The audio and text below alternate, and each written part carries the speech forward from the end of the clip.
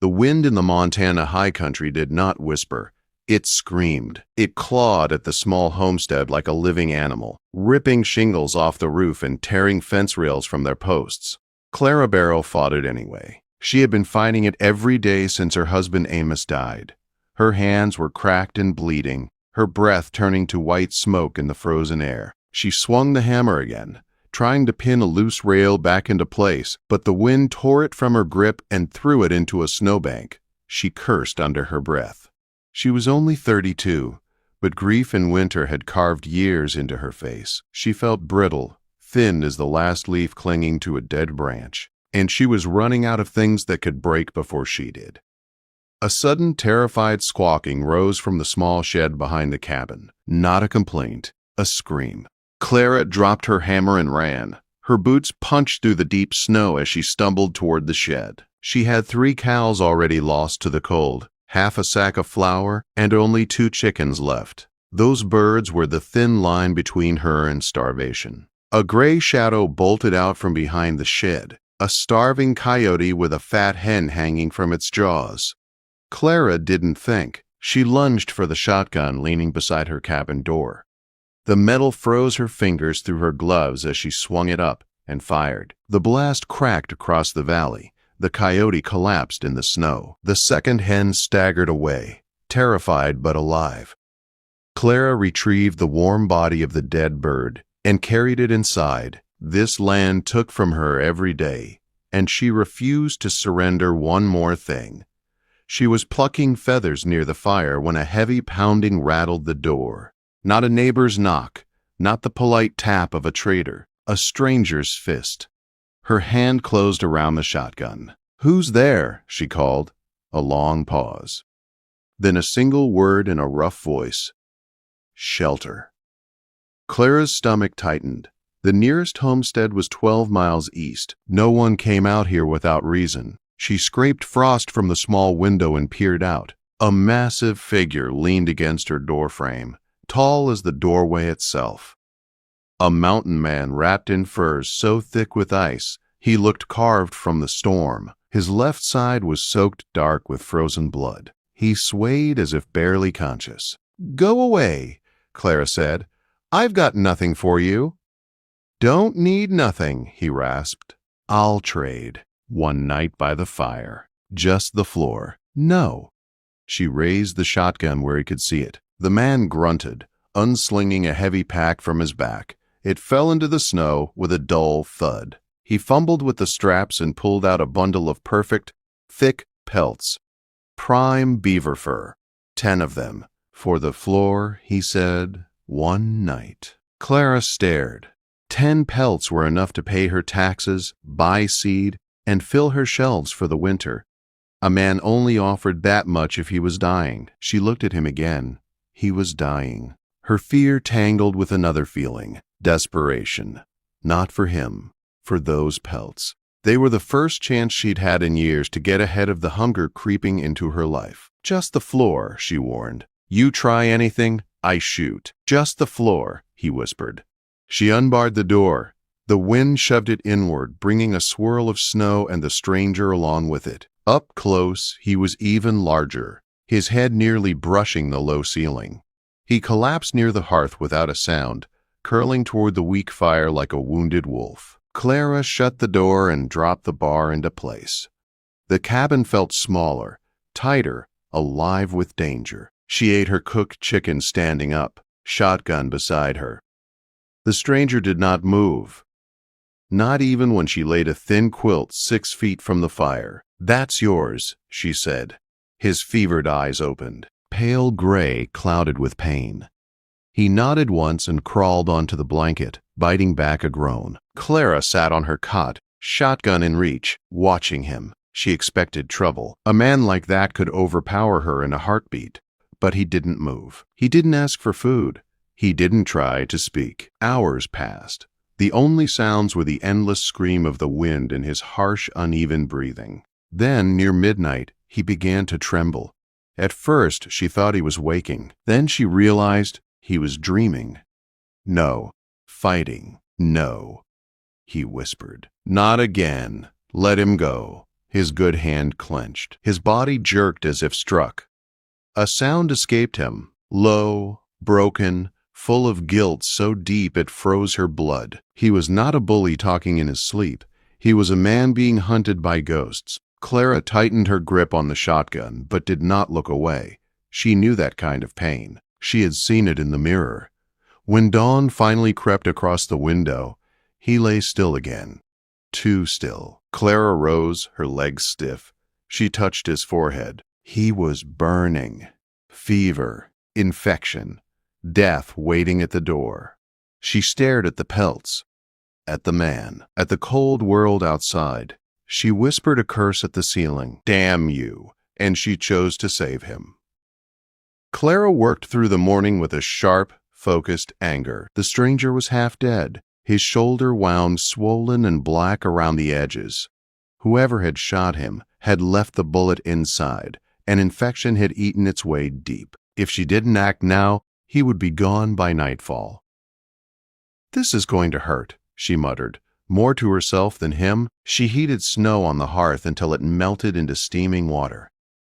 She found the last of Amos's whiskey, her sewing needles, and her sharpest skinning knife. When she peeled back the stranger's frozen shirt, the smell hit her. Sour, rotten, the stench of dying flesh. She pressed a hot rag to the wound. He roared awake, eyes wild with fever, and his hands snapped around her wrist like a trap. Clara didn't flinch. You want to live? She said, voice low. Hold still. His grip trembled, then slowly loosened. He fell back, teeth clenched so hard she thought they'd crack. Clara poured whiskey straight into the wound. He arched off the floor with a choked cry, but he did not grab her again. He gripped the blanket instead, knuckles white. She worked fast. She cut away dead flesh, dug for the flattened bullet, ignoring her own shaking hands. When she finally pulled the lead free, he had already slipped back into unconsciousness. By the time she finished stitching the wound, her own breath was ragged. She wrapped his shoulder in torn strips from her best linens, the last decent fabric she owned, and sat back on her heels. You better be worth 10 pelts, she muttered. He didn't answer. She kept him alive through the night, forcing broth between his lips, wiping his burning skin, listening to his broken, fever-caught mumbling. Names she didn't know. Pleas she didn't understand.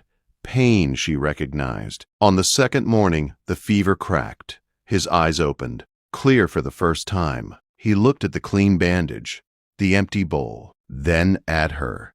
You dug it out, he rasped. It was festering, Clara said. He tried to sit. He failed. But the strength beneath the weakness was real. Why? He asked. Because you paid for one night, she said simply. The rest is interest. He stared at her for a long, unreadable moment. My name's Elias, he said finally. Clara didn't offer hers.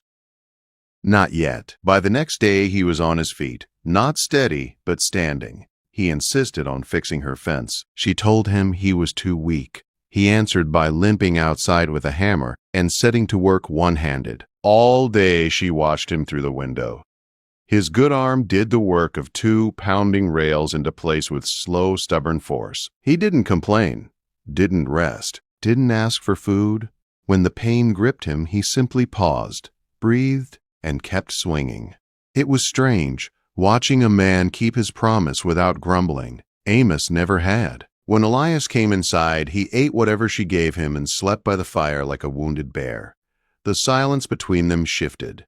Not heavy, just full. Some evenings they exchanged short words. Storm's turning, she'd say. It'll hold, he'd answer. It wasn't much, but it was real. One night, Clara couldn't stand the grime on her skin anymore. She hung a quilt across the corner to make a small wash space. She heated water, slipped behind the cloth, and stripped. She felt his presence on the other side like a pulse. As she washed, she saw his shadow, sitting upright, still, watching the faint shape of her through the quilt. Her heart pounded. Old fear rose, cold and sharp. Yet something else rose too. He didn't move toward her. He didn't speak. He just watched. She lifted her arms, letting her hair fall as she scrubbed. Her shadow shifted across the cloth. It was foolish, dangerous, reckless. But she didn't stop. When she stepped out dressed again, her skin warm from the water, Elias wasn't looking at her. He stared into the fire, jaw tight, hands fisted on his knees, as if holding himself in place. The air between them felt hot, too close, too alive. She went to her cot, lay down with her back to him, and for the first time since Amos died, she did not fall asleep empty. Days passed. Elias worked. Clara baked bread. The cabin warmed. Something rooted quietly between them. Trust, or something like it. But the storm broke the peace. A blizzard slammed the valley, trapping them inside for 2 days. The cabin's walls groaned. The fire fought the cold, and Elias shivered violently on the drafty floor, teeth clattering as each breath shook his body. "You'll freeze," Clara whispered. "I'm fine." "No, you're not." She brought her mother's thick quilt and laid it over him. Still not enough. The cold was sinking into his bones. She hesitated, then laid another blanket beside him on the floor. She lay down next to him, not touching, but close enough that their shared warmth pooled between them. Slowly, his shaking stopped. They didn't speak, but something shifted, something deep. The next morning, the storm had passed, but Clara felt a new storm inside herself. A tight, aching fear mixed with an impossible longing she hated herself for feeling. She fled outside with an axe and began splitting wood. Wild, desperate swings meant to silence everything inside her. "Clara," Elias said from the doorway. She ignored him, swinging harder. "Clara, stop. Leave me be." The axe glanced off a block and skidded into the snow. She grabbed for it, but Elias reached her first. He didn't yell. He didn't grab her. He just took the axe from her hands. "Don't," she whispered, shaking. "Don't take things from me." But he wasn't taking. He was saving, and she broke. Her legs buckled as she collapsed against the woodpile, ugly sobs tearing through her chest. "I'm so tired," she choked. "I'm so alone. I'm ashamed. I'm angry. You're not alone," Elias said quietly. She looked up. He held out his hand. Not demanding, inviting. After a long, trembling moment, she took it. And for the first time since Amos died, Clara Barrow let someone lift her back to her feet. The morning after Clara's breakdown carried a strange kind of peace, the quiet that comes when two people have finally stopped pretending. Elias worked outside despite his limp, fixing the last of the broken fence posts. Clara stayed inside kneading bread, her hands moving on instinct while her mind circled something new, something frightening and warm. They didn't talk about the moment by the woodpile. They didn't have to. It lived in the air between them. As the days passed, snow softened and the world settled into a steady rhythm. Elias repairing what he could, Clara tending to the cabin.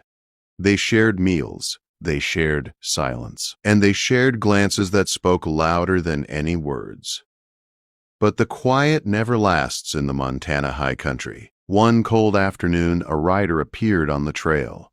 Clara felt relief first. She recognized the boy from town, the one who delivered mail. But when Elias opened the door, the boy's eyes went wide at the sight of him. "Letter for Mrs. Barrow," he stammered, dropping the oilskin pouch into Clara's hands before fleeing like he'd seen a ghost. Clara broke the seal. As she read, her face drained of color. "What is it?" Elias asked. Her voice cracked. "It's Croft, the land agent. He filed an abandonment notice." Her knees wobbled. She grabbed the table for support. "He's taking my land, Elias. He wants me to prove I live here and pay the back taxes." $40. I don't have that kind of money. And I can't ride 12 miles through this snow. Elias took the letter, his jaw clenched as he read.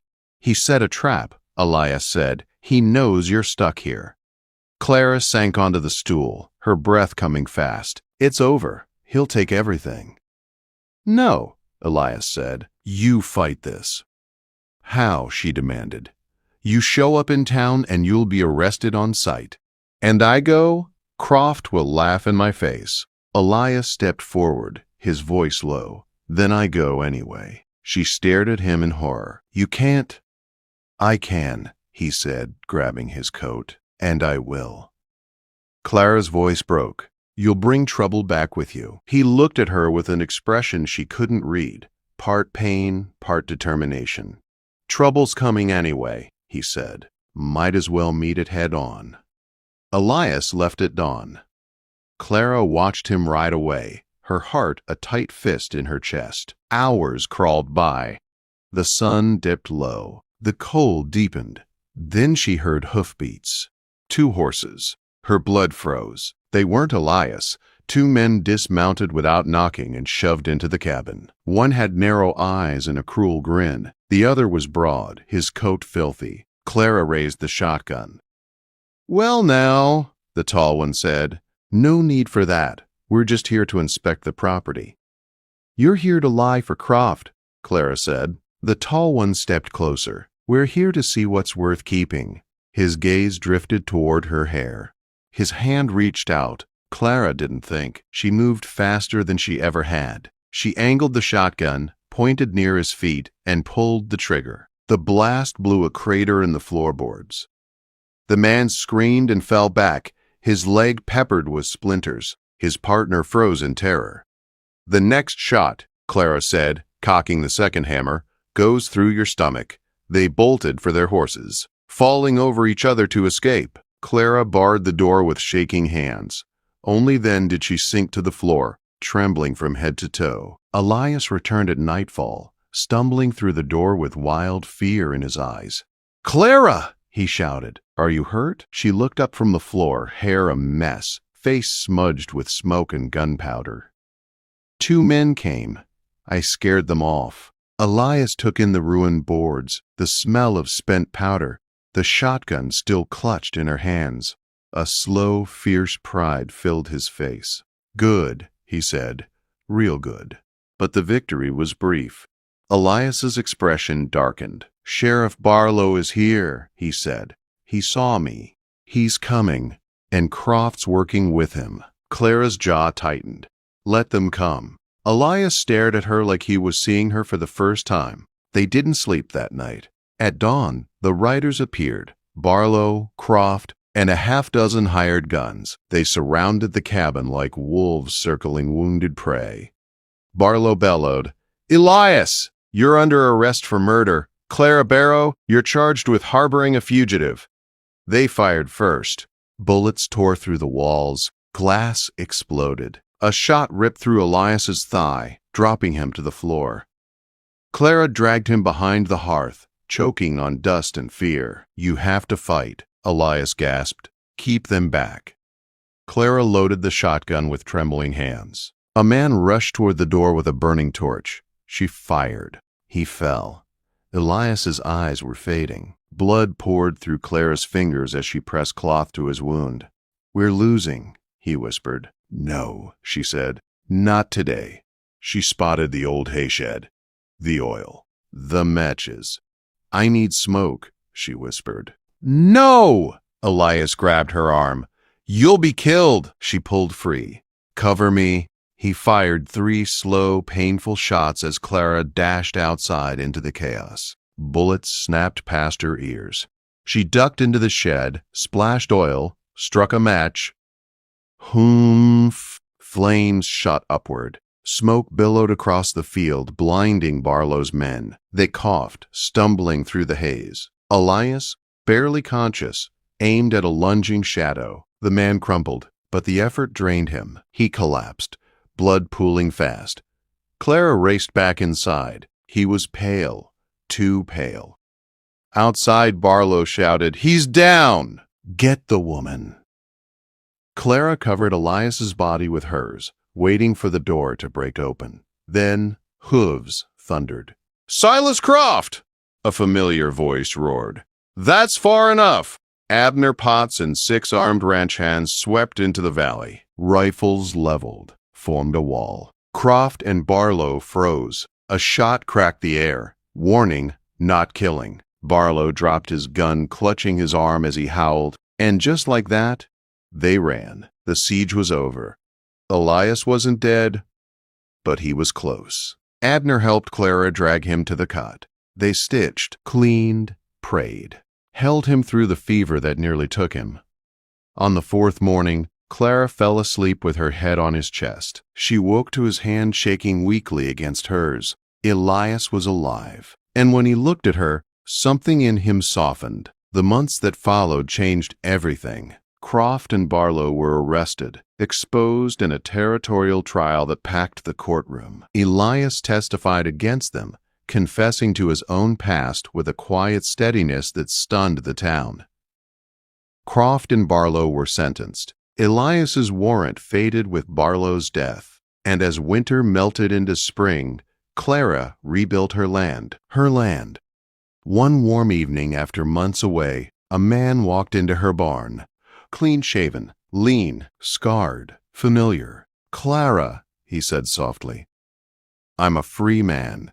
She stared at him, then slapped his chest. "You're late," he laughed, a sound she didn't know she needed until that moment. She grabbed his shirt, pulled him down, and kissed him, deep, certain. He lifted her easily, carrying her to the loft where the sunlight spilled in golden bars across the hay. "You offered 10 furs for a night," she whispered. He brushed his forehead to hers. "And you gave me far more." He kissed her again, slow and sure. "I'm home, Clara." And for the first time since the Montana